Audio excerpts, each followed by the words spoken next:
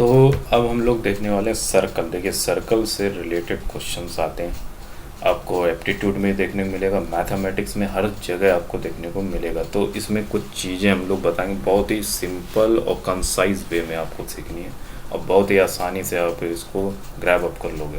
तो सबसे पहले हम लोग यहाँ पे बताएंगे कि कॉर्ड किसे कहते हैं, है ना। उसके बाद डायमीटर किसे कहते हैं, टेंजेंट किसे कहते हैं। देखिए जब भी सर्कल को कुछ छूता हुआ लाइन जाती है उसको हम बोलते हैं टेंजेंट। यहाँ पे जब भी आपको इस तरीके की चीज़ दिख सकती है इसको हम क्या बोलेंगे, टेंजेंट। इसको हम लिख लेंगे टेंजेंट, ठीक है। तो इसको टेंजेंट बोलेंगे। दूसरा, अगर कोई सर्कल को 20 से कट करता है, हाफ इक्वली होगा, लेकिन ध्यान रखना इक्वली हम बात कर रहे हैं। तो जब भी इक्वली इसको कट करता है इसको हम बोलते हैं डायामीटर। इसको क्या बोलेंगे, डायामीटर, ठीक है। तो डायामीटर बोलेंगे इसको, ठीक। और ध्यान रखना है ये जो इस डायामीटर इसी पे लाई करेगा, इसका सेंटर बीचों बीच में इसमें लाइट करता है सेंटर जो कि सी है। और एक और बात यहाँ, ये जो टेंजेंट है ना और ये सेंटर से आप अगर इसको मिला देते हो ना तो आपको कुछ देखने को मिल सकता है, वो आपको और ज़्यादा याद रखना चाहिए मेरे ख्याल से, ठीक। इसको मैंने मिला दिया तो ये क्या बताता है कि ये जो होगा ये एंगल होगा 90 डिग्री, ठीक। इसको याद रखना है। ये दो बातें हो गई, ये दो बातें समझ में आती। एक और चीज़ होती है इसमें जो मैं बता देता हूँ।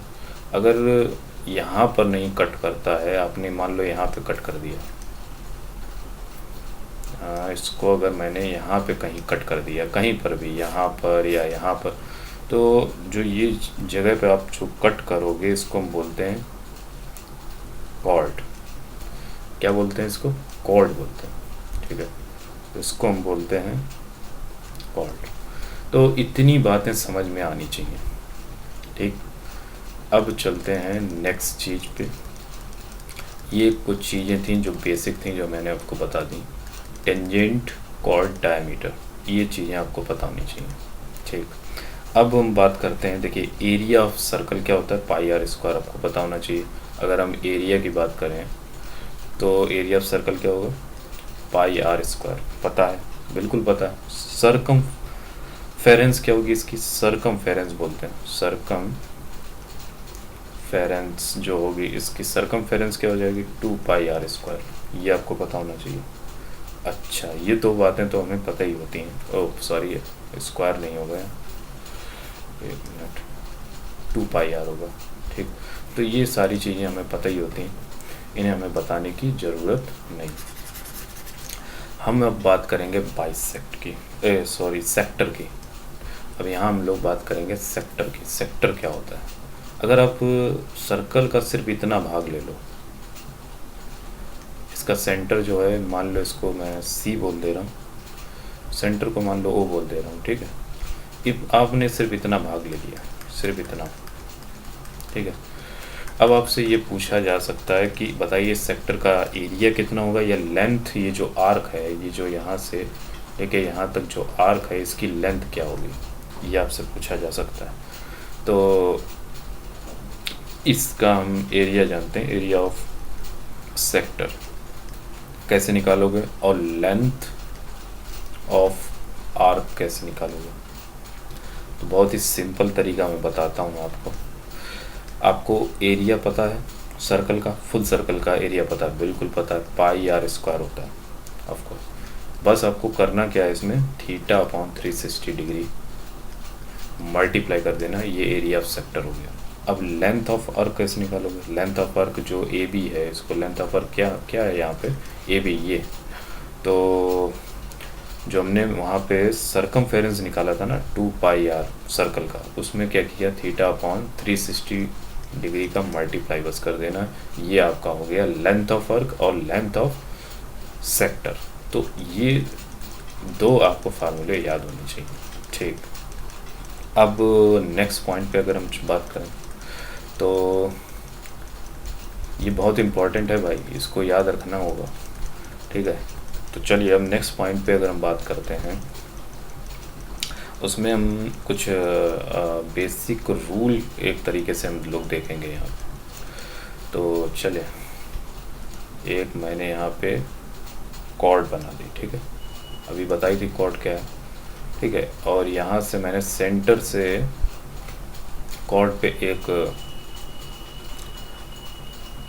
एरो डाला, ठीक है। अब ये जो होगा ये क्या करेगा, इसको बाइसेक्ट करेगा, दो बराबर भागों में बाइसेक्ट करता है, ठीक है। तो आपको याद रखनी, ये कॉर्ड जो ए बी है इसको क्या किया, बराबर भागों में इसमें बाइसेक्ट कर दिया। तो ओ एम जो है वो परपेंडिकुलर है ए बी के, तब दिस इम्प्लाइज होगा A M equal to M B के बराबर। ये आपको याद होना चाहिए, ठीक है। तो ये परपेंडिकुलर है। चलिए, एक ये पॉइंट जो था वो हमने बता दिया, और क्या बच रहा है अभी। हाँ, अगर मान लो मैंने ये आर्क इसका ले लिया ए और बी, ध्यान से सुनना इसको, ये पॉइंट बहुत इम्पोर्टेंट है और कई जगहों पे आपको देखने मिलेगा ये। अगर हम बात करें कि यहाँ से मैंने क्या किया, एक एंगल हमारा है ये, यहाँ से मैंने यहाँ पर इसको डाला, इस पॉइंट को मैं एम बोल दे रहा हूँ, ठीक है। तो इसको एम बोल दिया, और एक और हमने यहाँ से निकाला और इधर डाल दिया, कहीं पर भी डाल देता हूँ, ठीक है। ओके, इसको मैंने बोल दिया पी। अच्छा, ये एंगल हो गया θ1, ये एंगल हो गया θ2। ये आपस में कैसे होंगे, आपको याद रखना है, ये आपस में हमेशा बराबर होंगे। कब, जब ये दोनों इसी आर्क से निकले हों।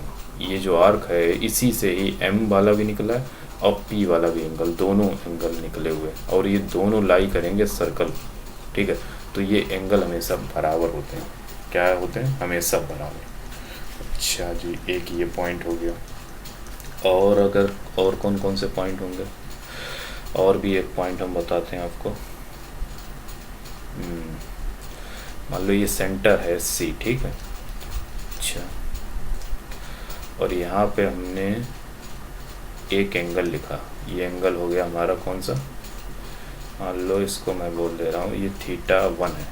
और इसी आर्क से मैंने क्या किया, एक और एंगल निकाला जो कि सर्कल पे लाई करता है, एक सेंटर पे लाई कर रहा है, एक सर्कल पे लाई कर रहा है, ठीक। और ये हो गया हमारा θ2। तो क्या बोल सकते हो, θ1 इक्वल टू कितना होना चाहिए, θ1 इक्वल टू होगा, देखिए यहाँ पे θ2 जो होगा वो छोटा होगा θ1 से। तो कितना छोटा होगा, मैं आपको बताता हूँ वो कितना छोटा होगा। वो होगा θ2 इक्वल टू 2 टाइम्स θ1। ये भी याद रखना, कहीं और से निकला तब नहीं है बराबर होगा, लेकिन ये दोनों एंगल कहाँ से निकल रहे हैं, एक ही आर्क से निकल रहे हैं, एक ही आर्क से निकल रहे हैं। इस बात को ध्यान रखना, नहीं तो गड़बड़ हो जाएगी, ठीक है।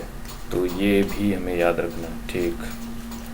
अच्छा, ये एक पॉइंट हो गया, और एक पॉइंट बता देता हूँ।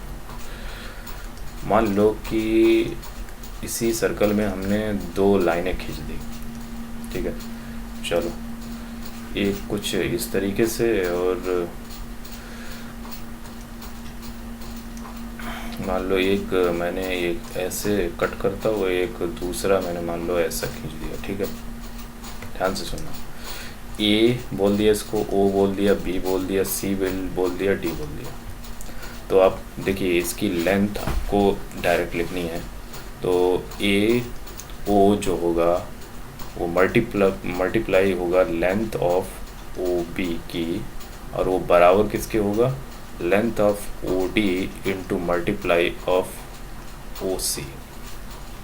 ये जो लेंथ है, यानी एक्स इसको बोल दें, इसको वाई बोल दें, इसको जेड बोल दें, और इसको टी बोल दें, तो X Y equal to Z into T हो जाएगा। तो ये बहुत ही सिंपल सी बात है, इसको याद रखना, ठीक है। इसमें याद रखने में कुछ परेशानी नहीं होनी चाहिए।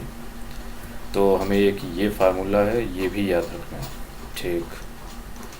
चलिए, अब कुछ और भी चीज़ें हैं, छोटी छोटी चीज़ें हैं लेकिन बहुत काम की हैं और हर जगह यूज़ होती हैं। ठीक, अब कुछ और चीज़ें देखते हैं, जैसे कि ये कुछ आपको इस तरीके का दिया हुआ, ठीक है, यहाँ पे कनेक्ट है, ठीक है, इसको बोल दे रहा हूँ ABCDO।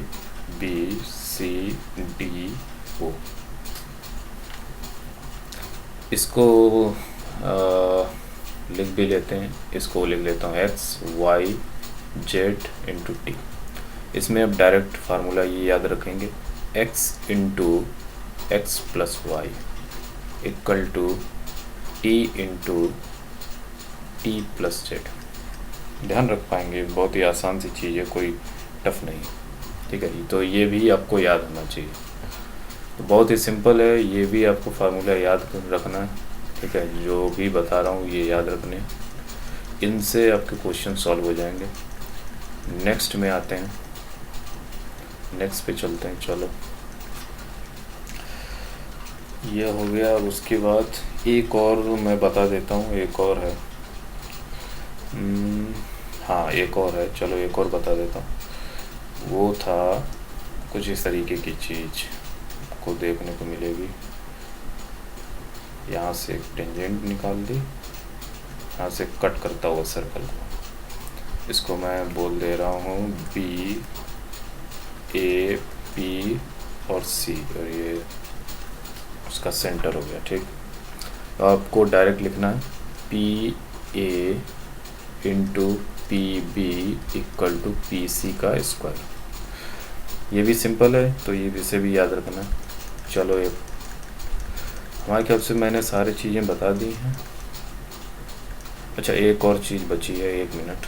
हाँ, अगर मान लो कि ये हमारी डायामीटर है, ठीक है, और सेंटर, ये हमारा सेंटर है।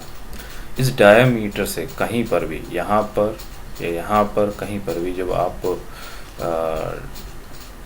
एंगल की बात हो, एंगल की बात, मान लो ये दो हमने लाइन डाल ली, ठीक है, और ये दोनों लाइन यहाँ इस सर्कल पे कहीं पर भी मिल रही, और ये दोनों कहाँ से जुड़ी हैं, इस डायामीटर से। तो ये जो एंगल जो होगा, ये एंगल कितना होगा, हमेशा 90 डिग्री होगा, ठीक है। तो ये हमेशा 90 डिग्री होगा, इस चीज़ को याद रखना। ओके, तो और कुछ तो है नहीं।